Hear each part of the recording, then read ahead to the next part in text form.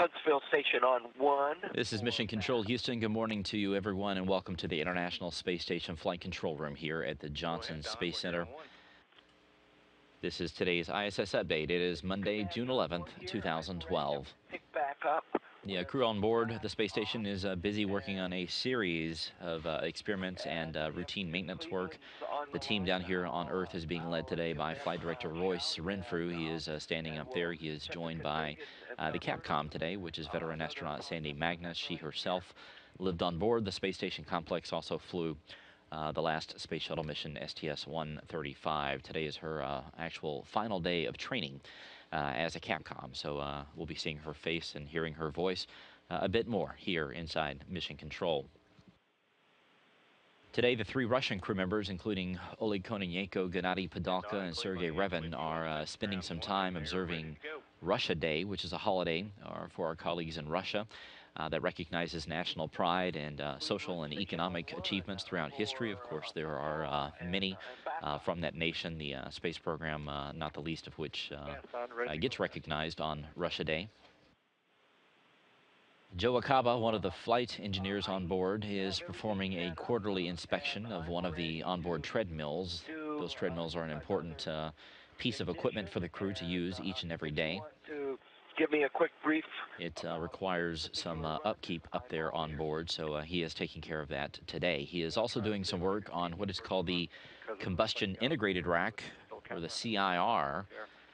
This rack, including its twin, which is the Fluid Integrated Rack, are large pieces of experiment hardware on board the space station. The Combustion Integrated Rack is used to perform combustion experiments, just like its name sounds, up in space. It's fairly large. It has a 100-liter combustion chamber, which you see the majority of there, and 5 different cameras that the crew and also the ground teams can use to see the different experiments that are inside. I'll just leave it at the maximum of 10. The crew actually helps maintain the racks and the fuel bottles, which are mounted down below, that provide the fuel to burn inside the rack. But the actual experiments themselves are run from the ground, so they're remote controlled. Akaba also spending some time moving cargo out of the automated transfer vehicle that is still docked with the station back there on the Russian segment. That ATV, which is called the Amaldi, came up back in March and docked with the International Space Station. You see this very large spacecraft here with its X-wing solar arrays, which set it apart from other vehicles.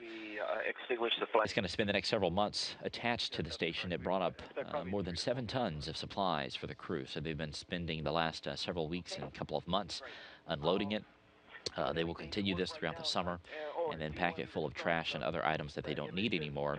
And ultimately, coming up in August, September, or at the end of the summer, that ATV will be undocked from the station and sent into a destructive reentry in the Earth's atmosphere. This ATV is the third of the ATVs that have come up to the station complex. Put the ignition in work. Andre Kuipers is working on some routine work inside Kibo on the ventilation system. This is some routine maintenance work that he and the rest of the crew have to do throughout the entire space station complex on the different modules there. He will take care of that and take some photos of his work and send that down to the ground team so they can verify that everything has been done according to plan. He's also working on what's called the Integrated Cardiovascular Ambulatory Monitoring Experiment. Obviously, the human body is one of the main focuses of station experiments to find out what happens to us as we're up in space for extended periods of time. These lessons learned from the space station will be important as humans venture beyond low Earth orbit to destinations such as an asteroid or back to the moon or the moons of Mars or whatever it may be. This particular experiment has the crew member wear a device that monitors blood pressure for 24 hours. After that takes place, then they basically do the same thing with an EKG machine, which records electrocardiogram signals from the heart.